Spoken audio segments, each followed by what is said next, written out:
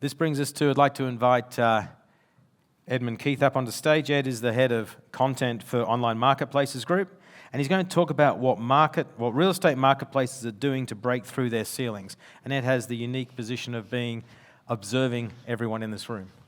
Thank you, Simon. For those of you who don't know me, I'm a very small part of the organisation team for Property Portal Watch and the editor of Online Marketplaces.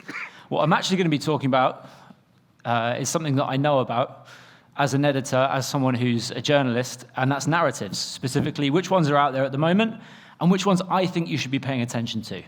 And this is typically the point of the presentation where the person tells you why they're qualified to tell you about these things. Before I was the editor of Online Marketplaces, I worked at the aggregator formerly known as Mitula Group for about 5 years. So I worked with a lot of real estate portals before I started writing about them.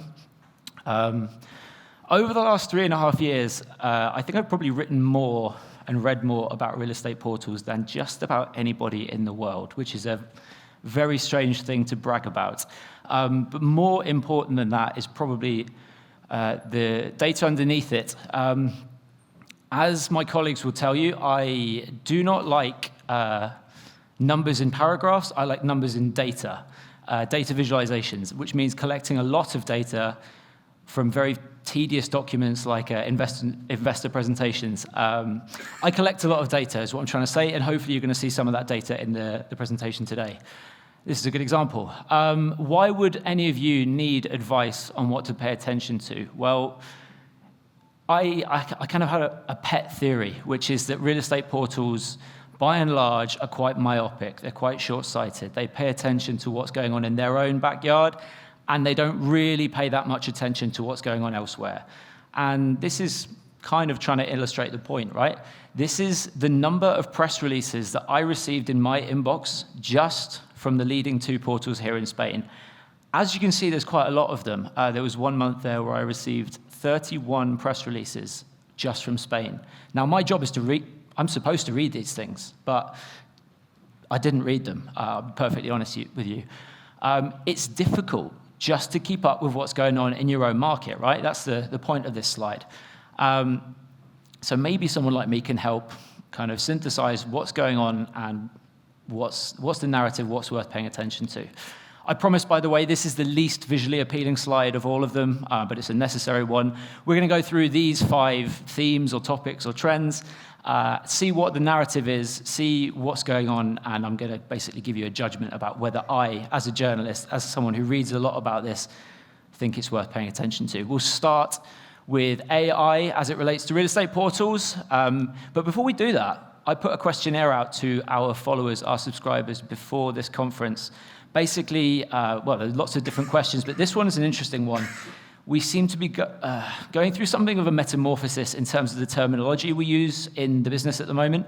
You'll notice that we're called Online Marketplaces, but we're also called Property Portal Watch. For the purposes of this presentation, I will be part of that very skeptical 19.8% of people that think that the word marketplace sounds a bit pretentious. I'm going to be saying portal, but it's up for debate. Anyway, we'll get into it. AI, those 2 letters that everybody, all of you suddenly had in your LinkedIn profiles in about January of this year. We have been tracking all of the press releases, all the social media, all the announcements that real estate portals have been putting out there about what they're doing with AI, and this is what it looks like. As you can see, it shot up at the beginning of the year, and there's kind of a broad swathe of different things that portals are doing with AI. Most of what they're doing is for end users. There's a few things for customers, and there's a few things that are internal. I tend to think, as one of the very few non-experts in AI, that the internal things are probably going to be more useful than the end user things, but that's just me. Some of the things that these portals write to us about aren't even in production yet. We actually had, I won't name them, we had 2 real estate portals send us press releases basically saying, we are thinking about doing some things with AI, and that was about it. So what I'm trying to say, what I'm trying to contextualize in the next slide is that my opinion on this is formed by some of the hype, some of the hyperbole, some of the nonsense, for lack of a better word, that I read from this as a non-expert. So my opinion on should you pay attention to AI is, and I put an opinion piece out there a few weeks ago, I tend to think that portals would be much better off fixing their metadata than they would doing things like natural language search, which has been out there for ages.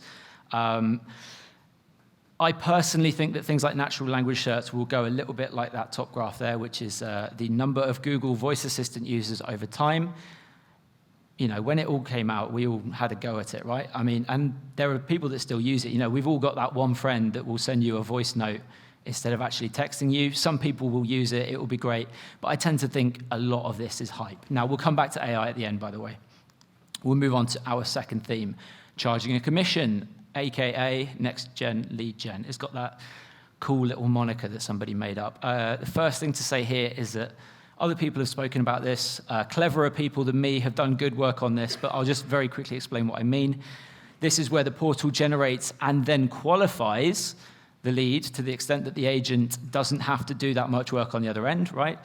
In return, the portal takes a split of the commission that the agent receives. Now, in the US, where this is practiced by Zillow and Realtor.com, it's typically about 30% of what the agent gets. So it's 30% of, let's say, 5% of the value of the house. So it's potentially worth a lot of money, right? And there are other advantages to it as well.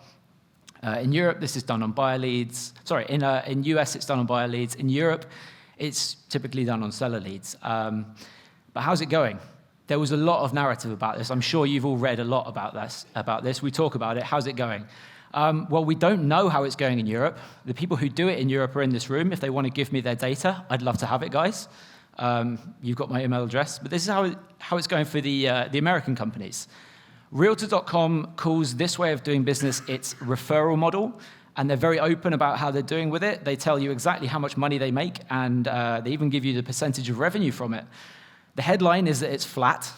Zillow don't tell you exactly what they're doing with this, but you can infer it. They've got this thing called, this metric at the bottom of their investor presentations called recognized revenue from contract assets, and in the very, very small print, they basically tell you that this is what it is. The headline here, guys, is it's kind of flat. It had a lot of narrative, and it's flat. That's not to say that it won't take off, but for now, it's flat. Zillow continues to think that this is the way forward. They've got, I think, 11 regional markets where they only do this way of working, and they're releasing more markets all the time. They're still backing this horse. And 23.5% of you also think that this is the best way forward for real estate portals. This is, again, from that questionnaire that we put out a few months ago. By the way, 40% of you think that sticking to what portals are good at, e.g. Rightmove, is the way forward. I can tell you, if everyone thought that, these conferences would be really, really, really boring, and I would probably quit my job, because, yeah, it's not the most interesting to cover. So, Next Gen Lead Gen, I'd pay attention to it. It hasn't necessarily taken off to the extent that I think the narrative thought it might a few years ago, but it's interesting, and the perception is that it could still take off. A quarter of the people think that it might be the way forward. The next theme, transactional thoroughbreds. I've got two quick things to say here. Firstly, I did not steal this slide from Malcolm Myers. He had one that was almost exactly the same. I think it was like the 10th slide of the entire Property Portal Watch conference. This is pretty much the same slide. The point of the slide is most of these transactional thoroughbreds are located in places like Southeast Asia, Latin America, developing markets, basically. And what these are things, companies that started out as brokerages, basically, that built up listing volumes, built up traffic, and they can legitimately be considered discovery sites, a place where you would actually go as your first port of call to find a new place to live, right? They're all mainly Southeast Asia and Latin America for now. We can, debate what is and what isn't, but most of them are geographically located in developing markets. How's it going for them? Well, I'm definitely guilty of contributing to this narrative. I have hyped these companies quite a lot. We actually, at Property Portal Watch, we hype these companies quite a lot. They're interesting. This is an example of a company that I have certainly hyped up quite a lot, KE Holdings, aka Baker. Its revenue is currently annualizing at something like $10 billion, and it's got this home renovations business which is growing like wildfire. If this company existed in the market that I operated in, I would absolutely be paying attention to it. It's got a big narrative and it's a big company. By the way, there's some people in this room that, if you're interested in knowing more about this company, find Brett or find Matt. They can tell you about this company. It's a very interesting company. Another very interesting company that is a transactional thoroughbred, Quinto Andar in Brazil. Quinto Andar started life as a rental brokerage, and it's moved into the real estate portal space. I'd say arguably the biggest real estate portal operator in Latin America right now. There's probably people that would debate that. The point is, it's a big company. The last time it raised capital in August of 2021, it did so at a $5.1 billion valuation. Current market cap, that puts it ahead of big companies like Scout24 and Rightmove. So again, if this company, this transactional thoroughbred, if it existed in the market that I operate in, I would absolutely be paying attention to this. However, most people in this room are from Europe, where we don't have very many transactional thoroughbreds. So a more relevant example for the people in this room is probably Redfin. Now, Redfin is a brokerage, but it's also, again, this is debated, again, by people in this room. Redfin's maybe the number 3 player in terms of traffic in the US right now, maybe number 4, we don't know. But is Zillow, the incumbent real estate portal, scared of Redfin? No. And it's not just not scared of Redfin because of the financials. Redfin's not doing very well financially, like most other brokerages in the States. Zillow's not scared of Redfin because Redfin is Zillow's partner, as you can see from some of those headlines at the bottom there. Most of the people, most of the portals in this room don't have a transactional thoroughbred in their market, or if they do, it's a partner, basically. So think of like Spotter Home, for example, is a partner of Idealista. It's listed on Idealista, I think. The last time there was a transactional thoroughbred in a kind of a mature European market that could perhaps have been a threat was Purple Bricks and these kind of discount brokerages. And I don't think anyone's going to be doing that model for a long, long time. The point is, transactional thoroughbreds, should I pay attention? They're interesting. If you want to pay attention. But if you're in a European market, maybe your attention's better spent elsewhere. For example, on this. The next theme, adjacent revenue streams. I could have just called this section mortgage, by the way. We did a study into real estate portals and their adjacent revenue streams back in 2021. And essentially, we learned 3 things. Firstly, mortgage is easily the most important adjacent revenue stream for real estate portals. That's evidenced from that top graph there, where the size of the word is relative to how many real estate portals were in the adjacent revenue stream. As you can see, mortgage comes out on top. Secondly, real estate portal companies will spend a lot more money getting into mortgage than they will spend getting into any other adjacent revenue stream. The bar for 2021, it's about $2 billion just on the declared money. And almost all of that, I can tell you anecdotally, is buying mortgage companies. And thirdly, the thing that we found out from this study was that by and large, real estate portals don't go very deep into most adjacent revenue streams, right? They sign a partnership with a third party, they build a landing page, they build a button, and they sit back and maybe collect some commissions. But with mortgages, they tend to go deeper. They tend to want to go a lot deeper in mortgages. I think, Simon will correct me if I'm wrong, I think REA Group tried to get into mortgages no fewer than 3 times, spent a lot of money. The point is, adjacent revenue streams might as well be called mortgages. How's it going for them?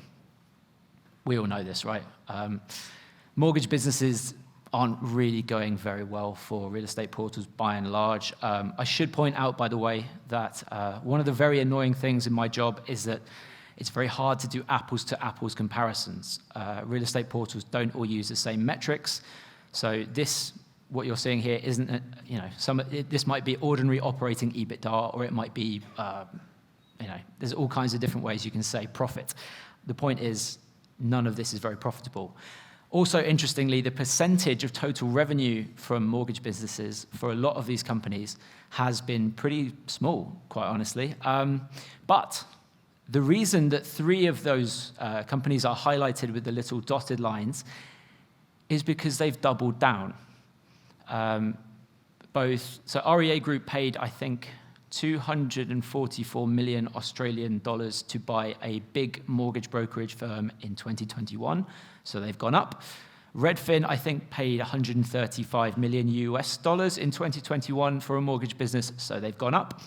And Zillow, well, they pulled out of iBuying, so that went up. But also, in those 11 markets that I was talking about before, they are doing different things with mortgage. They're really doubling down.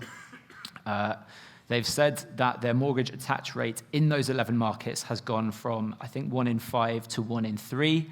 The point is, all of these clever, publicly listed companies have doubled down on mortgage over the last couple of years, right? And in Zillow's case, it's a company that isn't afraid to pull the plug on things that are failing. So, will real estate portals make good money from mortgage? I personally think if they throw enough money at it, they probably will. It's really split, the consensus. It's like half and half. Half of you think they will, half of you think they won't. Personally, I think for people in this room, mortgage is worth paying attention to, although I will be honest, of the 5 themes, it's definitely the most boring. We come to our last theme, and this is a theme that doesn't really have much of a narrative. If there is a bit of a narrative, we've heard a bit about it at the conference. I've written about it, and quite honestly, I don't understand why there's not more of a narrative around this. What I'm talking about is convenience products in real estate. We know that real estate is incredibly inconvenient, right? There are some convenience products for end users out there in the real estate world. Some of them are from real estate portals. One of them is the kind of reference point for all of the other ones, and it's that one at the bottom there, Scout24, the market leader in Germany. They have 3. They've got one for landlords, they've got one for sellers, and they've got one there, which is for renters, MieterPlus. This is what you get if you sign up for MieterPlus. Some of the things you get, I think there are other things as well. You get things that Scout24, as a real estate portal operator, can deliver just by being a real estate portal operator. So like, inquiries go to the top of the landlord's inbox. You get to contact some exclusive ads earlier. That one's important. You get to check your profile against the landlord's ads. But they also have these third-party integrations, right? Discounts on storage, moving boxes, emergency keys, legal advice. It looks quite convenient, quite honestly. How's it going for them? Well, it's going very well. Currently, it looks like they are on track to annualize ordinary operating EBITDA, again, one of those annoying metrics that nobody else uses, for about 100 million this year. So it's a very profitable business for them. But more importantly, in my opinion, is that top graph. Rightmove and Scout24 are 2 pretty similar businesses in terms of their size, their market dominance, their market cap, that sort of thing. But one of them had a very, very, very bad 2020 when COVID hit, and one of them didn't quite have such a bad 2020, and I'm sure you can guess which one is which. The point is they've diversified their business by doing this. And this, just to kind of hammer it home, this is the slide that kind of made me, I talk about this stuff all the time. For some reason, I'm kind of evangelical about this. I don't understand why other people aren't doing it. Scout24 has generated, through the last numbers that they put out, 350,000 new monetary relationships with a completely new customer segment. And now that it's generated those relationships, it's got its foot in the door, it can probably sell them other things.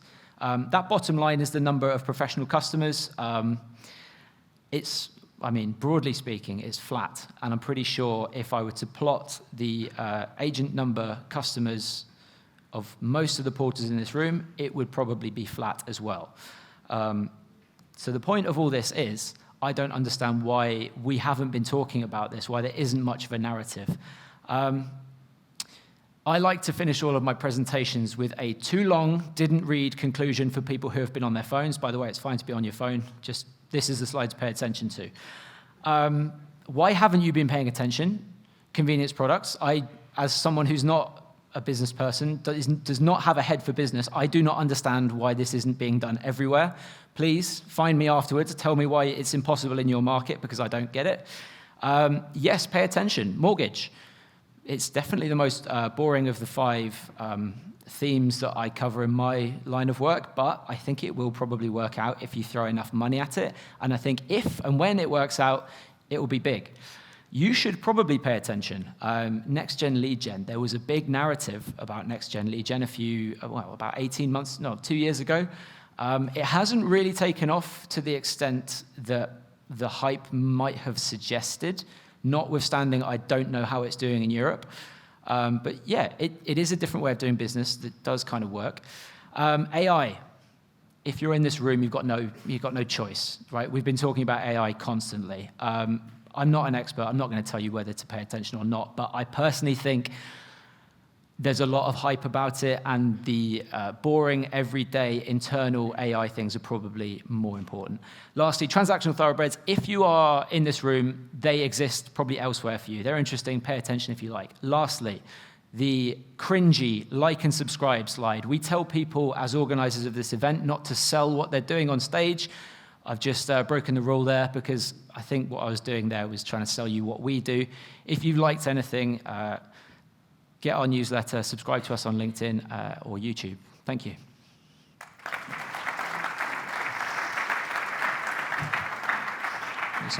Ed, thanks very much. Quick question. What service is Zillow providing to get 30% of the commission compared to the classic approach? Phone qualification, more? I believe there is some sort of phone qualification. So in the case of Realtor.com, they bought a company called OpCity in, I think, 2018. And OpCity was essentially, as I understand it, a phone qualification service. This is the part where I say I'm a journalist. I don't know business. As far as I know, it is essentially they will just qualify the lead for you via a phone call. I've not actually done the process myself, so I couldn't really tell you. Okay. Now, so in your shoes, someone who is observing the industry, chatting to a lot of the players, if you were to and you've sort of listened to a lot of the presentations, most of the presentations that have been happening today and yesterday, if you were to sort of look forward over the next sort of 5-10 years, what do you think out of all this stuff is going to be the 2 or 3 things that we'll look back at and go, that was super important? I think I promise if I do another presentation, I will stop talking about Scout24 and their convenience products because I've done it twice now. But it's that. I cannot for the life of me understand why other people aren't doing it.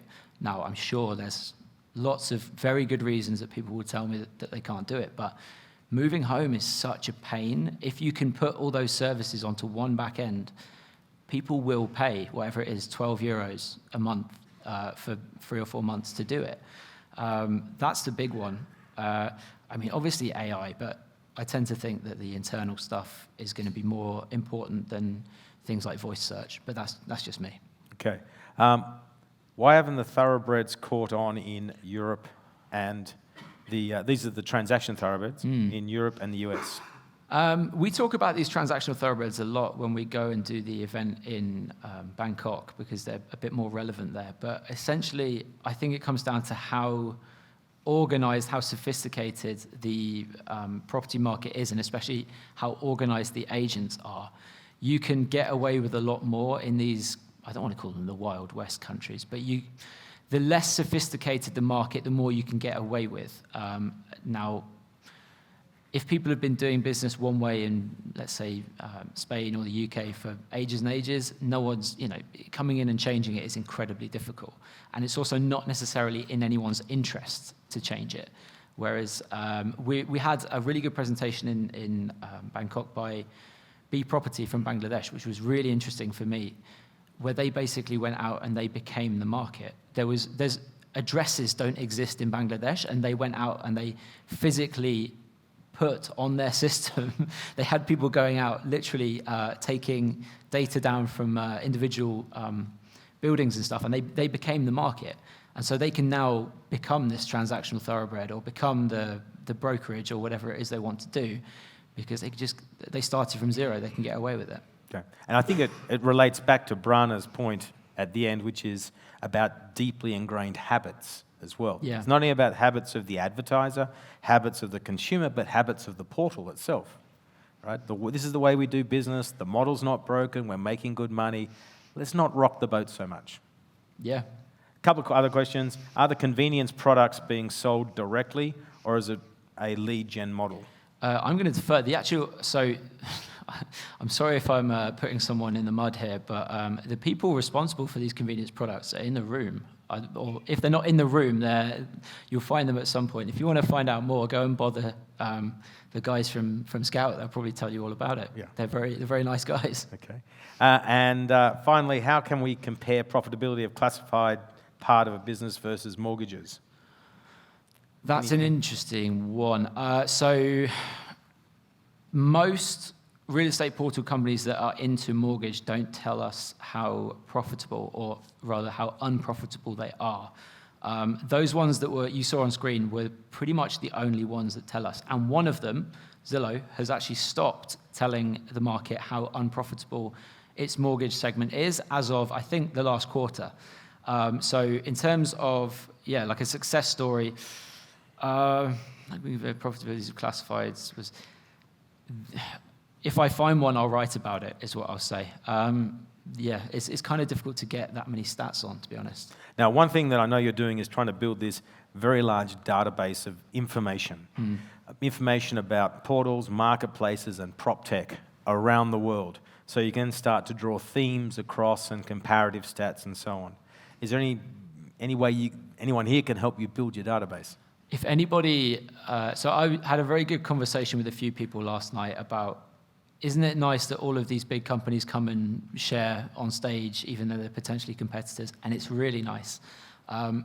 If anyone wants to take it a step further and give me any kind of statistics, any kind of metric numbers, I would love that. We've got what we think is the biggest repository of this kind of data. It took a long time to go out and tediously collect. If we can add to it in any way, if anyone wants to share, you probably all have my email address. I'd love to have more data.